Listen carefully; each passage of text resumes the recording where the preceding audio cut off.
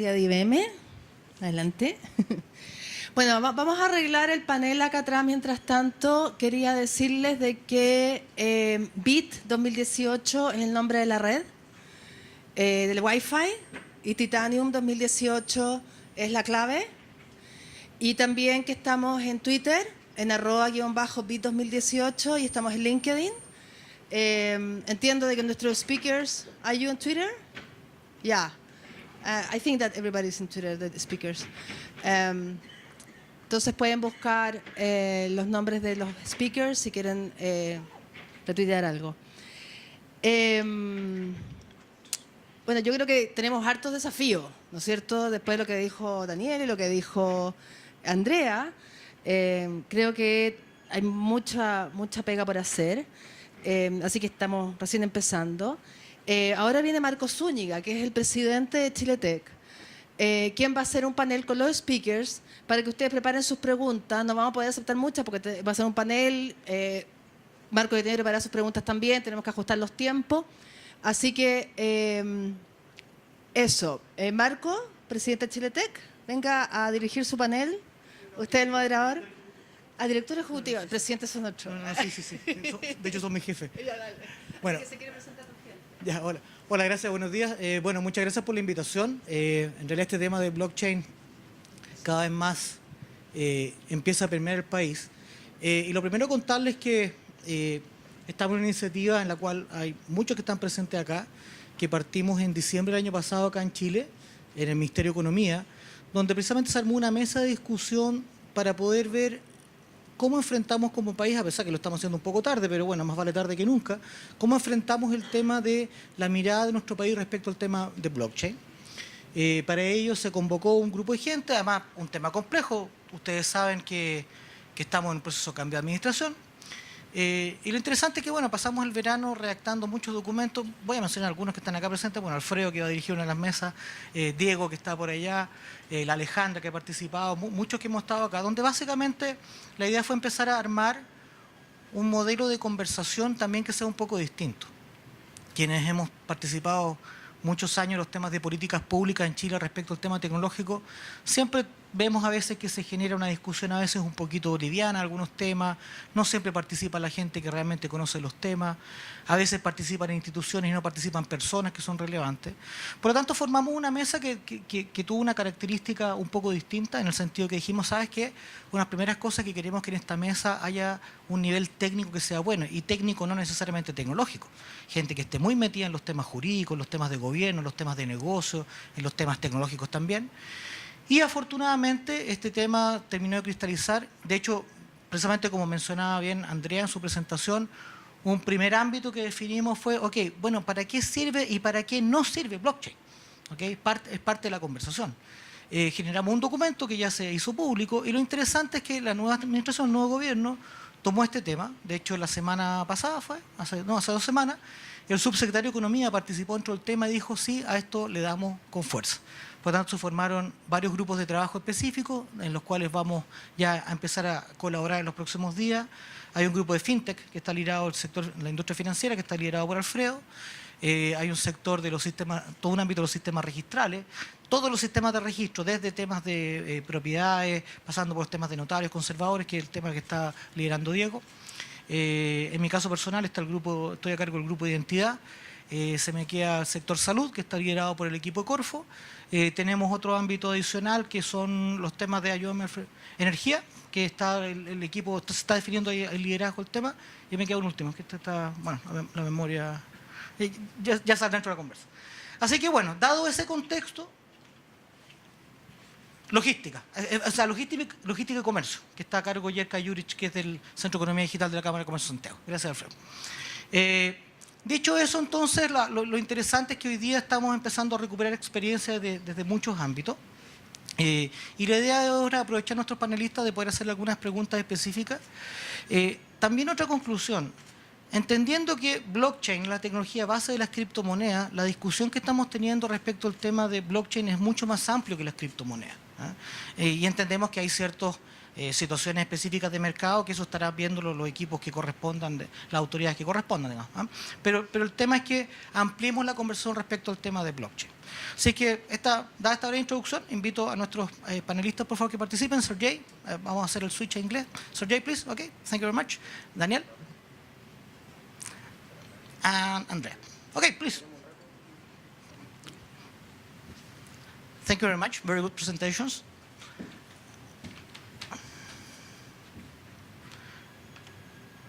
So we were coordinating by email the logistics and the rules for this panel. And the basic idea is just some specific questions, 2 minutes per answer. And the idea is also to receive some questions from the audience to talk about this. Okay? Well, thank you very much.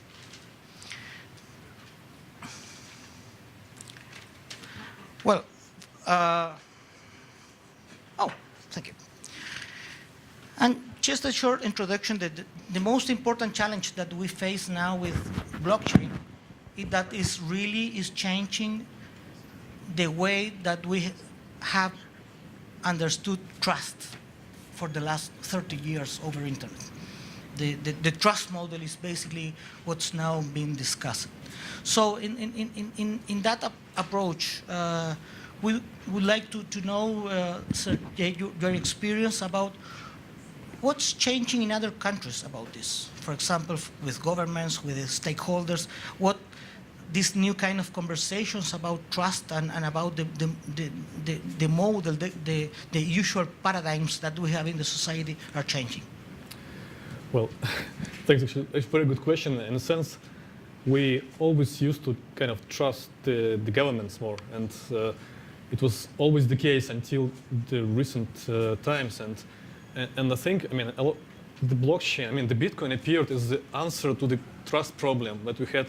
If you remember 2008, it was a global financial crisis, and we were in the middle of it. And there was a crisis of trust to the banks between each other, to the financial system as a whole, to the governments which support them. And there was the Bitcoin, which was appeared a kind of an alternative, which is a viable alternative, not to trust the financial system, not to trust the governments, but to trust, in a sense, in technology, to trust in these protocols, which are, and the math, which is much kind of less vulnerable to, to change. And the governments now have to, they a bit struggle, I think. They struggle how they will kind of adopt this new technology. And the current paradigm is governments think, okay, Bitcoin is bad and blockchain is good. Let's use blockchain for our kind of internal things, for our documents, for our registers, but don't embrace the public blockchains. And the public blockchains, Bitcoin, Ethereum, it comes with the cryptocurrencies, which is an alternative to the financial system, which can kind of make it hard for them to make decisions.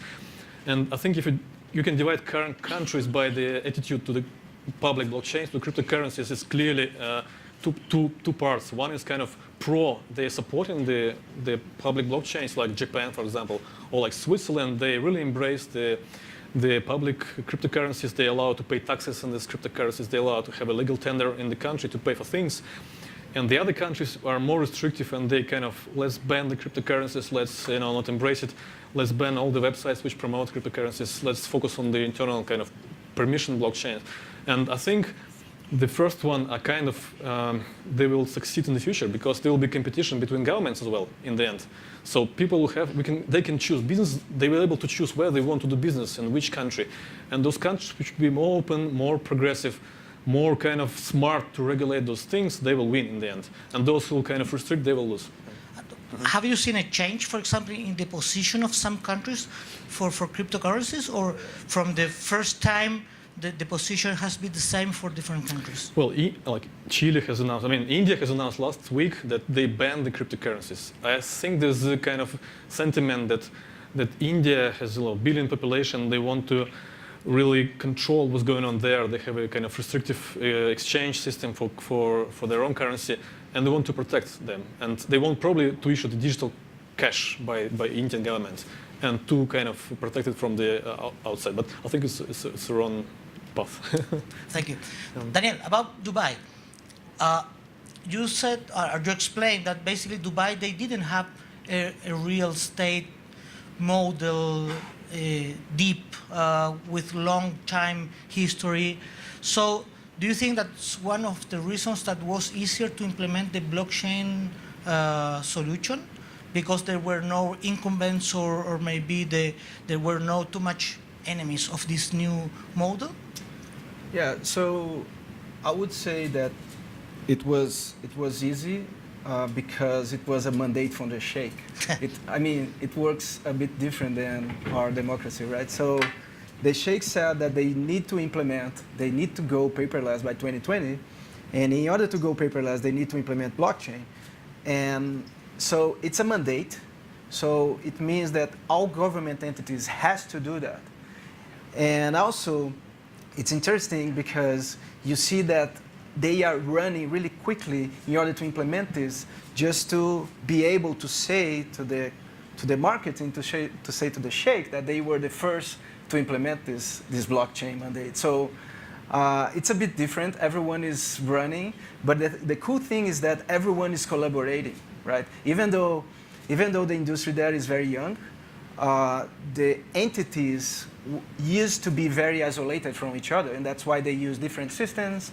That's why they use different models for registering something on the property. But now they are being obliged to talk the same language using blockchain.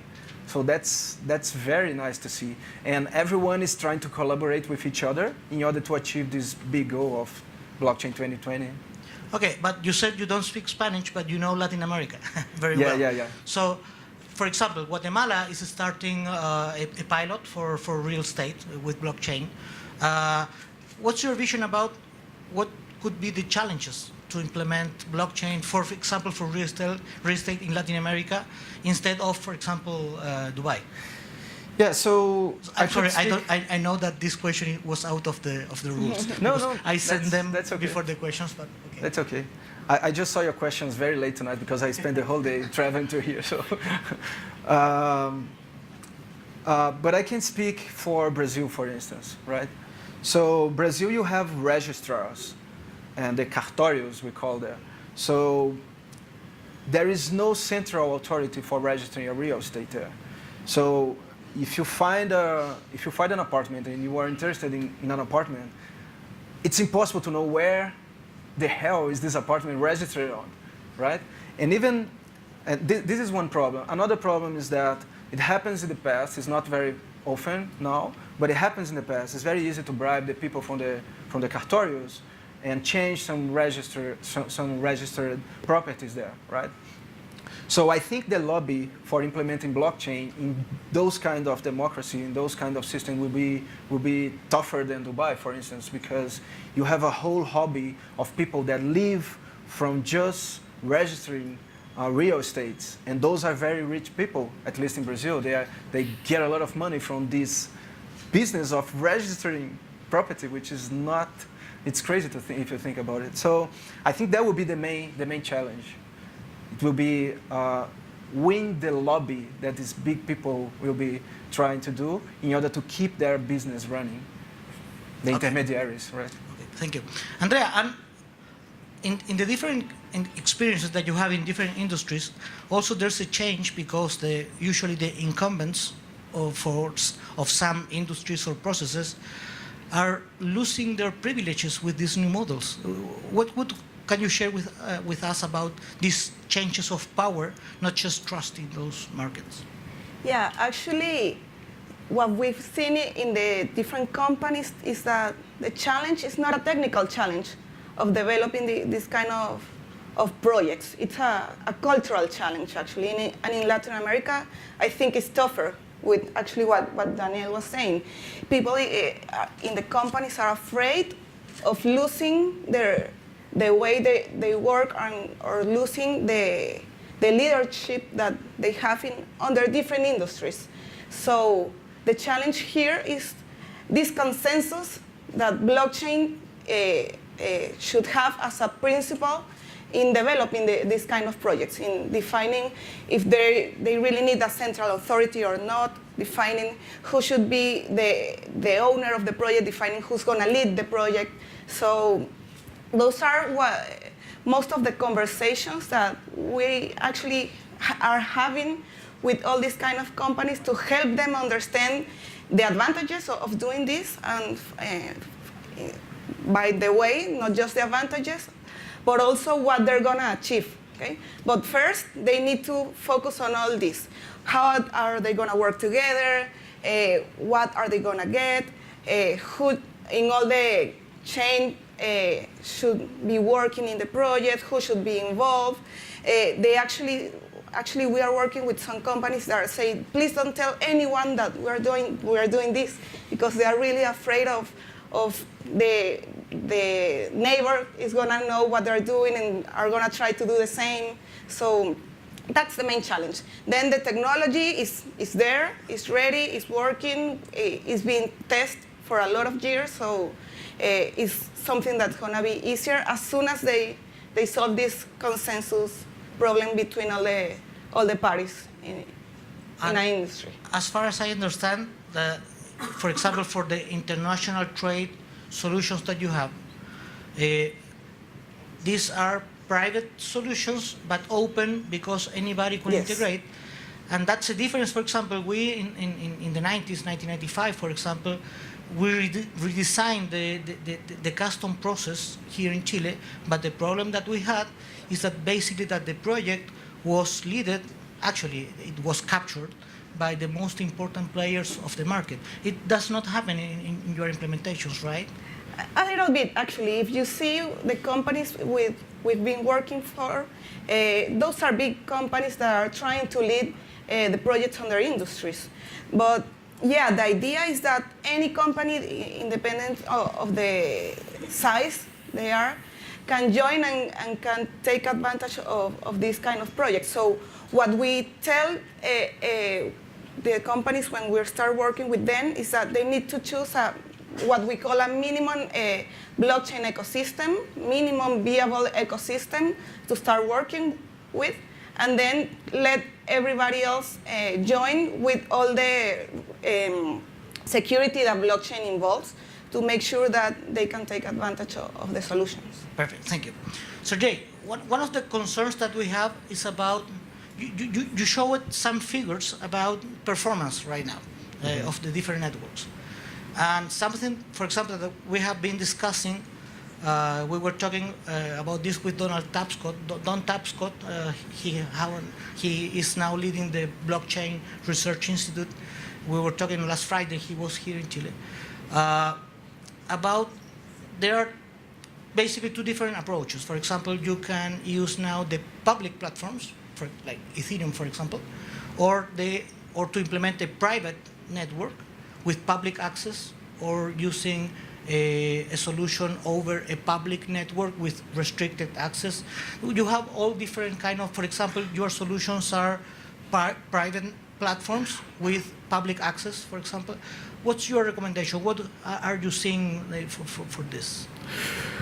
Well, I'm actually strongly a believer in open systems, in public systems, because this is this is a trust problem. You, in a sense, you don't have to trust a club, or you don't have to be a member of the club, but you have kind of to trust kind of the global network. So for me, it's when we talk with even with the companies or with some organizations like International Airlines Association, we try to persuade them to make a project on the public blockchains, but you can actually build a private, some kind of network around the public blockchain. So you can actually encrypt the information about the assets and and parties. So, but you can still transact on the public blockchain. It's better because it's then easy to connect all the new members on this platform. I can give one example about the permission blockchain and kind of this R3 Corda project. And when it was started, it was Russian banks wanted very much eagerly to get to this R3 project. And most of the members were US banks. And actually, they refused for the Russian banks to enter. I mean, this is how this permission network will always work. There will be always a majority kind of power concentration, and they will decide, and they will govern. And this will create a kind of a barrier for the system to scale. Okay. And if you think of the internet is open network, it's network of networks. And there are private networks for the specific problems like intranets. But then there is an internet which is open and free and somehow is censorship proof. But are you familiar with official projects? For example, I will ask also about Dubai. But are you familiar with official for example, government solutions running over public networks, or just the concepts or the pilot project? I've heard about, Zug is doing a lot in Switzerland. There's a crypto wallet, and they're trying to open their, their economy and business for the crypto. And they implemented the digital ID over the Ethereum Uport protocol, I think. This was a kind of a public blockchain, a public key. You get as a proof of identity. Okay. And in Dubai, what do you use? So just a little bit on this. I think those kind of new technology, they work by phases, right? So when the internet first came in 1995, the companies were very afraid to put their information publicly on the internet. So they started to develop the intranet, right, internally. And then eventually they start to make some links with the public net until they were very trust the public network, and they start to do business on the public network. So I think we're going to see a similar movement in the blockchain as well. So in relation to Dubai, we were always trying to do a consortium blockchain between all government entities, but eventually that was the since the beginning. We always think that there needs to be a link between the private chain, this consortium chain, and the public chain, because the public chain is what we're gonna ensure that this private chain is running smoothly and has not been changed, has not been tampered with. Because since it's private, since it's just the government entities, they can collude with themselves and change something, right? But if you put a link with the public chain, you guarantee that this network is intact, has not been tampered with. Yeah, actually, I don't remember specifically which protocol, but a very new protocol is promoting private blockchains, but use the public blockchains to make some sort of certification of all the trust of every system. I'm right about it? Yeah, this is the lightning. Yeah. I think it's also Exonomies. This Bitfury is the largest, one of the famous ASIC chip producers for the Bitcoin. They started this private chains for the federal land registry in Georgia, but it's anchoring its information to the public blockchain. That's what I've heard. And that's the beauty of blockchain, that you can make chains of trust between different solutions. And related with the same about performance, you have decided another way to approach this, at least for first time, right? Yeah, and actually, before talking about performance, I think, and also with what we are discussing so far, this is a history that is starting to be written, no? And I think there's not going to be a single platform or a single standard of blockchain anywhere. I think every party is trying to choose what they think is the best regarding their needs. And if a blockchain is well implemented, it doesn't matter if it is permission or permissionless. It shouldn't be, for example, any transaction should be changed, okay, independent of if it is private or public. Okay, so if they are going to need a public on top of the private, I think I don't agree with that so much, because the principles of blockchains are that transactions, as soon as they're written, is because everybody agree about that transaction, and by the way, then it shouldn't be changed. So understanding that first, I think that private blockchains, in this case, have an advantage regarding performance, because, for example, Hyperledger, the way it works, and the different consensus algorithms that are being used in Hyperledger, they make sure that a transaction is going to be validated much faster than in Ethereum or in Bitcoin. Okay? So understanding that, and understanding that you can implement a blockchain system in a platform, for example, a mainframe that is very big regarding performance and security, we can make sure that those kind of performance issues aren't going to be able to happen on using the technology. Perfect.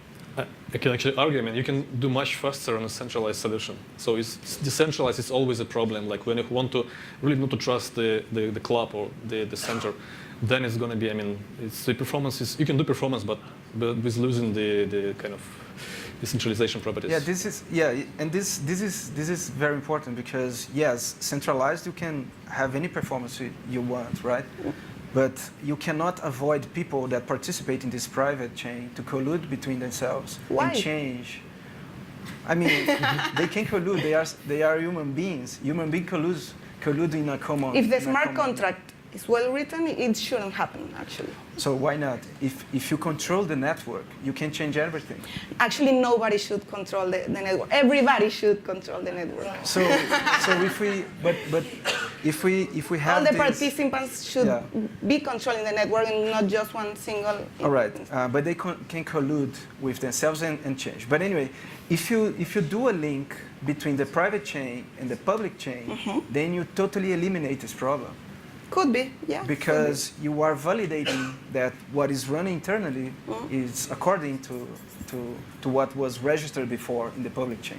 So I think that's something we're going to see a lot in the future, just to allow scalability, to allow system to scale, and keep that trust that it hasn't changed. So. Well, I want to be fair. Actually, I wanted, because last week, for example, this very I don't know if you saw the article from Sabre, from the International Airline Networks, and they said, no, blockchain no, because for performance issues. And basically, these kind of conversations are in the state of the art worldwide. So Yeah. thank you very much. I wanted to be fair that I try to promote this.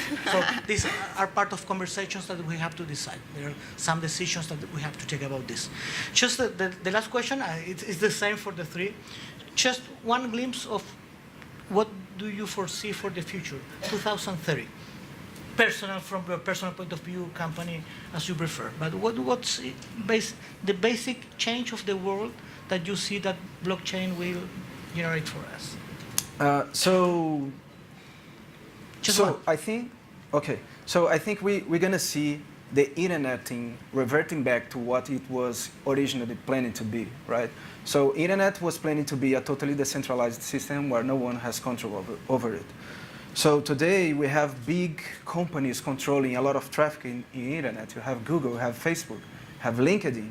And those are a honeypot. When they leak some information, they leak a lot of information to all over the world. So I think what blockchain will bring in 2030 is actually the true internet that will affect everyone's lives, because it will be totally decentralized, and that isn't going to be one single company controlling a lot of traffic on it, because those information will be distributed, and you will be able to actually have financial benefits in the way, for instance, when you participate in Facebook, when you participate in Instagram, you are generating revenue for those big companies. So I think what blockchain will bring to us is just decentralize those companies and bring these benefits, even financial benefits, to everyone that is participating. Thank you. So Jay. Actually, yes, to add to this, there's going to be the internet of value created. So there's going to be assets digitized in a proper way, like land registers, the music rights, the community tokens, the air miles, and everything will be in digitized forms. They will be placed and be able to exchange freely and trade cross-border. And this is what kind of the Leaky's mission is, kind of to create a proper mechanisms how you can discover the price of those values, and you can have your wallet, and you can pay with your, with your company stocks when you buy coffee. So this will be the kind of the world. Perfect. Andrea. Agility. I think what everybody wants to have with this is doing their transactions faster and, of course, secure, no? More secure. So I think those two things are what blockchain is going to bring the most benefit of for everybody in 15 or 10 years. Perfect. Okay, we're on time, but we have 5 minutes for just a few questions. If anyone, si alguien quiere preguntar en español, le traducimos. ¿Alguna pregunta en particular?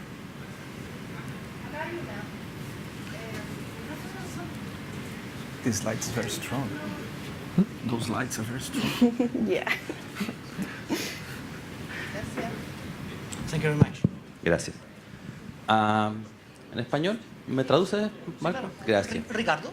¿Nada? No, perdón. No. Hola, soy Andrés, soy desarrollo en blockchain. Una pregunta.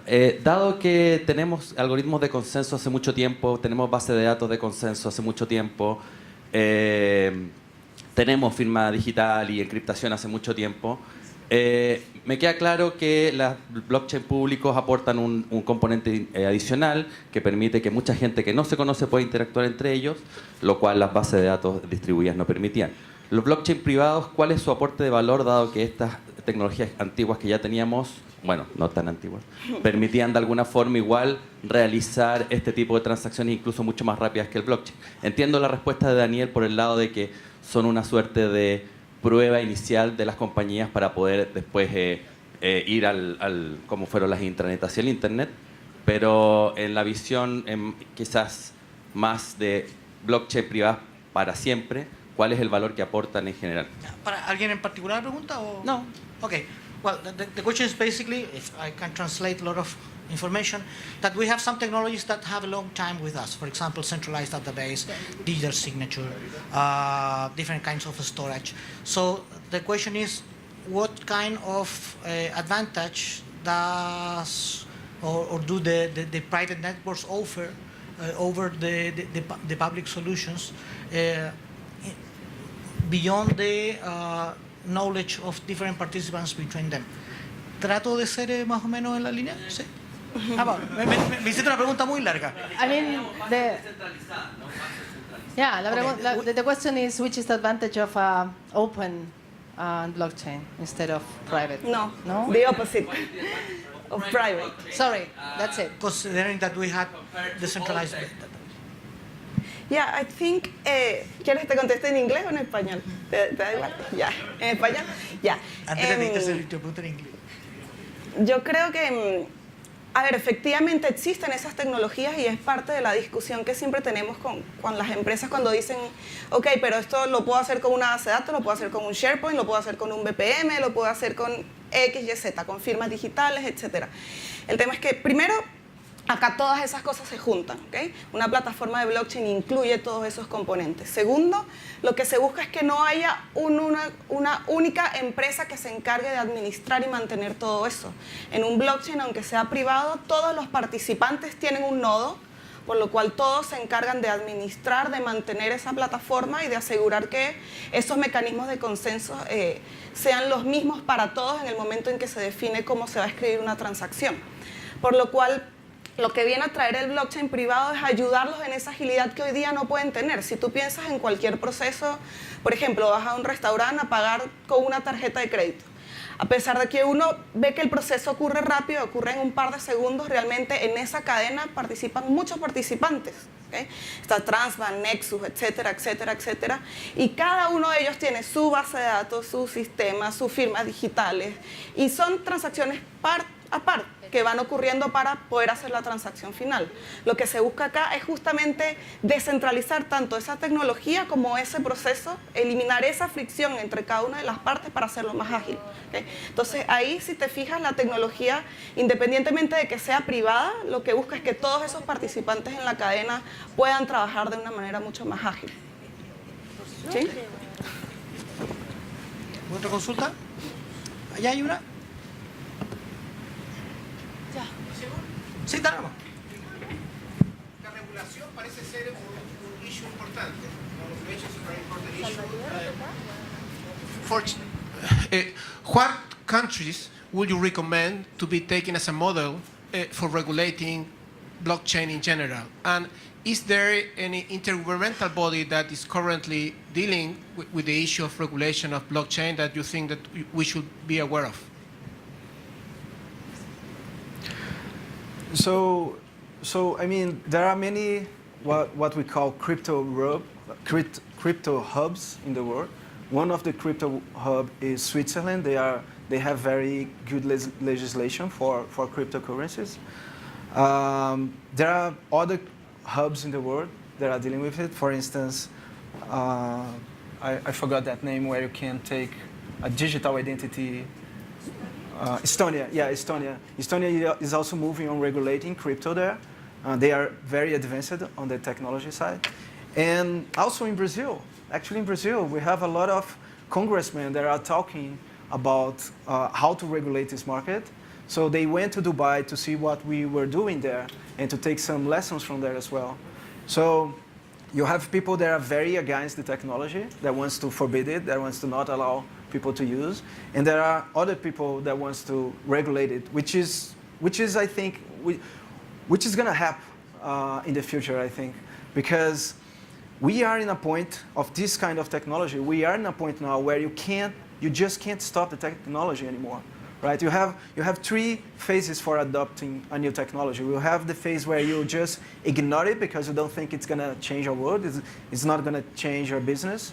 Then you have the deny phase where you try to forbid the technology because you basically don't understand it. And then you have the acceptance. And what we've seen in India, in Pakistan, in Singapore, in Chile is happening now, in Brazil also happened, is that we are in the deny phase. And in the deny phase, I think, is where you start to build the legislation on it. So I can probably actually add Malta. Malta has, in the fall of last year, they introduced the Virtual Currency Act, which somehow, because Malta is a part of the European Union, and they kind of try to put the law which will regulate cryptocurrencies and utility tokens, non-security tokens, trading kind of exchange in Malta. And they become kind of a friendly jurisdiction for the crypto startups. And I think Binance has recently, they were kind of, they left Japan and Hong Kong and now want to establish themselves in Malta, because the countries will compete. I mean, the jurisdictions will compete for the businesses, and this is where they can have their advantage by having the proper regulation and open regulation. Yeah, this is very important. The main goal of Brazil was actually to try to attract companies to be registered there. And in order to do that, you need to have a regulation. So that's, I think Gibraltar is also, Belarus as well. Yeah. Yeah, I think what's happening here, at least in Chile, is that people still don't understand. And they are afraid, especially the financial industry, because they think that they're going to lose their position on the country, and that cryptocurrencies are going to take everything, and banks are going to die. And I think that the job that we need to do with them is to explain them that this is going to be really positive for everybody, for them as the financial industry, for the people that wants to have a different way of investing and doing business, and at the end for the different industries that want to work in something different, in something more agile in doing business. So we need to work with them. I think it's not going to end here today, actually, that some banks are closing accounts on different companies, and they need to understand the technology, they need to understand the benefits of it, and I think it's going to change. Chile is really a country, actually I came from a different company, and I think from a different country, and I think Chile is really in technology much more advanced of other countries in Latin America. So I think this is just a moment that it's going to pass, and we're going to go through it. Not only on the technology, Chile has the most concrete economy in the whole region, right? That's right. Thank you very much. But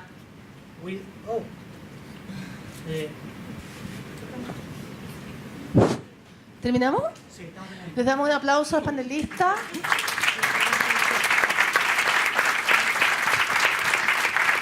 thank you very much. Actually, yeah, we have some better figures than other countries in the region, but reality is that worldwide we are just too low. Actually, we have a lot of figures. We are the last one in a lot of OECD figures, and that's one of the preoccupations and the concerns that we have as a country. So thank you very much for your vision, but we have a long to do. To end this panel, I remember 22 years ago, for example, 1995, we were talking about internet and what will be internet for the companies. We will buy our assets over a screen and they will arrive at home. And a lot of people didn't believe that. So it's an exciting time to be right now at this moment. I thank you, and I appreciate your time to be in these conversations, because reality is that we will not see business and opportunities for this specific topic for next, I don't know, 1 or 2 years. But reality is that we are discussing our future that is right now here. So thank you very much. Thank you for your very good presentations and for your confidence. And I hope that we will, on next months, have a few more events. Please try to participate in different ways to the initiatives that we have in the Ministry of Economy. And thank you very much. Have a good day. Gracias. Les voy a entregar un regalo a mis invitados, pero tengo solamente para ellos. Esto es de imagen marca país, que ellos han regalado estos presentes para ustedes de recuerdo de nuestro país, de nuestros ricos vinos. Muchas gracias. Foto.